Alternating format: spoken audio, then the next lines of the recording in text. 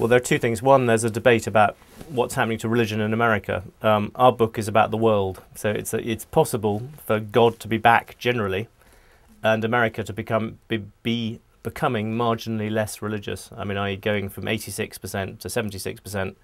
It's a bit of a drop in terms of the number of people who say that they belong to specific Christian faiths in America. That's a drop, but by any other standard of country, it's a lot. And our book argues that if you look at China, you look at Asia, you look at Latin America, and you even look at Europe, you see God coming back in most places into personal lives, but everywhere into public lives. And so the two don't necessarily contradict each other like that. In terms of the numbers inside America, I think those are really interesting.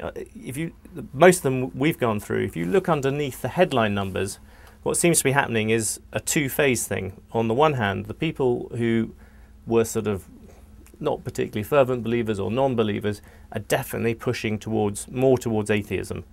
On the other side, the people who are believers tend to be pushing more towards evangelicals, to Pentecostals, towards conservative versions of religion.